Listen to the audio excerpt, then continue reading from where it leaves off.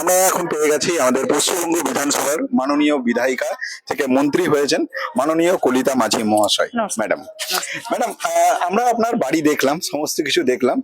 এইখান থেকে আমরা গোটা পশ্চিমবঙ্গ নয়, গোটা ভারতবর্ষ যদি কল্পনা করি তাহলে বোধহয় এটা বলা সম্ভব নয় যে এই জায়গা থেকে যে ওই বিধানসভায় যেখানে রাজ্যের আইন তৈরি হয়, গোটা 8 কোটি 10 কোটি মানুষের ভবিষ্যৎ নির্ধারণ হয়, সেই জায়গায় সেই জার্নি কেমন লাগছে ম্যাডাম? দেখুন, এটা তো আনন্দেরই বিষয় এবং আনন্দ লাগছে। তা আমার এটা স্বপ্নে ভাবা ছিল না, আশাও কোনদিন করিনি। এটা বলতে পারেন একদম ভগবানের দান। আচ্ছা, ঈশ্বর আমাকে দান করেছে, সেটাকে মোদিজি এবং আমার পশ্চিমবঙ্গের যে মুখ্যমন্ত্রী শুভেন্দু দা, ওনার মুখ্যমন্ত্রীর জায়গায় যে আমাকে মন্ত্রিত্ব দিয়েছে, এটাই আমি খুশি এবং গর্বিত। এবং আমার যেটা একটা ব্যক্তিগত মতামত ম্যাডাম, সেটা হচ্ছে আমার মনে হয় না ভারতবর্ষের অন্য কোনো রাজনৈতিক দল এইরকম গ্রাউন্ড থেকে যারা মাটি কামড়ে দাঁড়িয়ে রয়েছে সেখান থেকে কাউকে বিধানসভার মতন জায়গায় টিকিট দেবে বা দিয়েছে। আপনার কি এরকম কাউকে দেখেছেন এর আগে? না, এটাই বলে ভারতীয় জনতা পার্টি সর্বোচ্চ দল এবং বিজেপি দল সাধারণ মানুষের দল। আমাদের মোদিজির একটা স্লোগান আছে, সবকা সাথ সবকা বিকাশ সবকা বিশ্বাস। তা আমার মোদিজির কে ভরসা করলে, বিশ্বাস করলে সমস্ত মানুষই সামনের দিকে এগিয়ে যাবে এবং ওনার ভরসায় আমাদের সাধারণ মানুষ এবং মাটি থেকে যারা উঠে আসছে তারাও এই সম্মানটা পাবে। এটা আমার দলের প্রতি ভরসা রাখতে পারেন এবং আমার মোদিজির উপরে ভরসা রাখতে পারেন, আমার মুখ্যমন্ত্রীর উপরে ভরসা রাখতে পারেন। ম্যাডাম, আপনি, আমরা যতটুকু খবর পেলাম আপনি এই মুহূর্তে মন্ত্রী, এবং আপনার যতটুকু খবর পেলাম যে আপনি স্বনির্ভর গোষ্ঠীর সাথেও আপনি যুক্ত আছেন। হ্যাঁ, তো দলের সাথে যুক্ত আছেন, মহিলাদের নিয়ে এবং স্বনির্ভর দলদের নিয়ে আপনার কি চিন্তা ভাবনা রয়েছে? দেখুন, এই পরিকল্পনাটা আমার মোদিজি ঘোষণা করিয়ে দিয়েছে যে যেসব রাজ্যগুলোয় মোদিজির ছিলেন সেখানে সেই মহিলার সেই সম্মানটা পেয়েছে এবং যে ওখানে একটা ভাতা দেয় হয় সেটাও কিন্তু সেই রাজ্যে পেয়েছেন এবং সেরকম আমার পশ্চিমবঙ্গ হবে। আচ্ছা,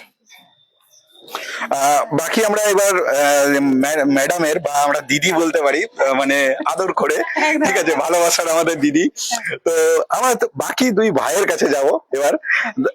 দাদা, আপনারা তো প্রথম থেকে আছেন দিদির সাথে, এই জার্নিতে আপনাদের যে আপনারা যেভাবে এগিয়ে এলেন, আমার মনে হয় না যে আর কেউ এইভাবে কোনো দিদির পাশে এইভাবে থাকবে। আজকে দিদি এই গ্রাউন্ড থেকে, মানে একদম মাটি থেকে উঠে এসে মন্ত্রী, কেমন লাগছে দাদা অনুভূতিটা?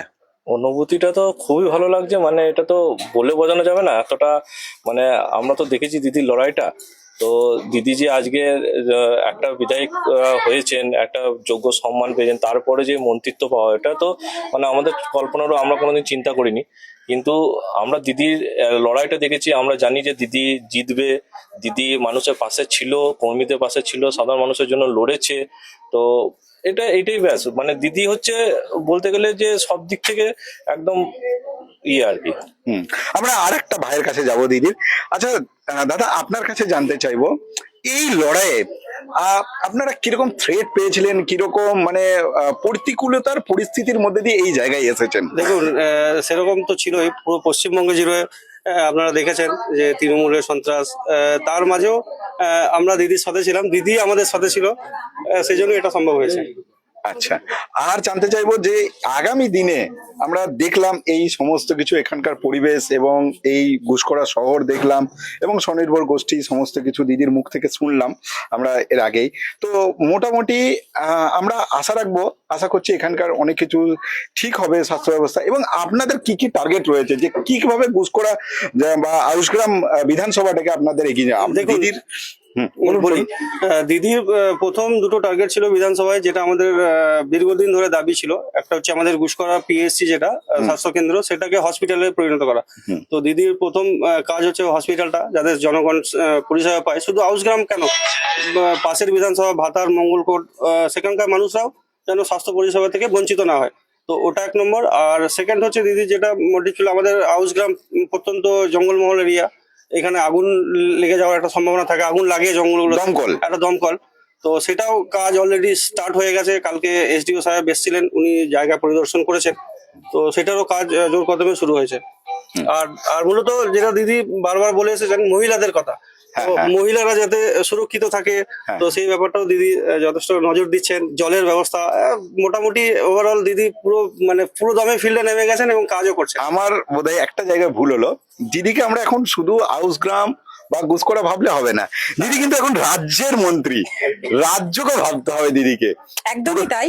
হ্যাঁ, আমি যে বিধানসভা থেকে উঠে এসেছি, যে বিধানসভা মানুষ আমাকে আশীর্বাদ করেছে, যে বিধানসভা মানুষ আমাকে এই জায়গায় পৌঁছাইছে, আমি বিধানসভা বিধায়ক হিসেবে প্রথমে আমি বিধানসভাটা আগে নজর দেবো এবং পশ্চিমবঙ্গে সমস্ত জায়গা আমি দেখব, কারণ আমার উপর নেতৃত্ব যেমন দেবেন কাজ আমি সেই মতে করব। এবং আমি এখন কোন দপ্তর পেয়েছি আমি জানি না, যে দপ্তর আমাকে দেবেন আমি সেই দপ্তরে কোনো দুর্নীতি হতে দেবো না, কোনো অসামাজিক কাজ করতে দেবো না। আমি যেন পারি যে সেই জিনিসগুলো সেই মানুষের কাছে পৌঁছে দিতে, যেসব দপ্তরে যেসব মানুষ প্রাপ্য সেটা দিদি আমি একটা প্রশ্ন এখানে যোগ করব।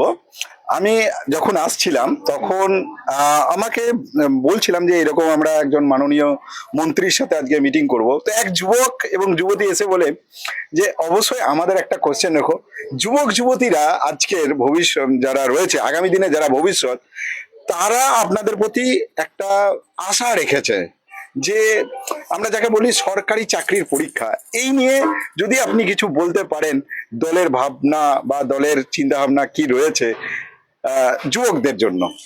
দেখুন, আমার মোদিজি এবং মুখ্যমন্ত্রী যখন বিরোধী দলনেতা ছিল ওনারা ঘোষণা করে দিয়েছিল যে আমাদের পশ্চিমবঙ্গে বিজেপি সরকার এলে যতদিন না চাকরি পেয়েছে তাদেরকে 3,000 টাকা ভাতা দেওয়া হবে এবং 1 লক্ষ মানুষের যুবকদের চাকরি দেবে, যুবক যুবতীদের।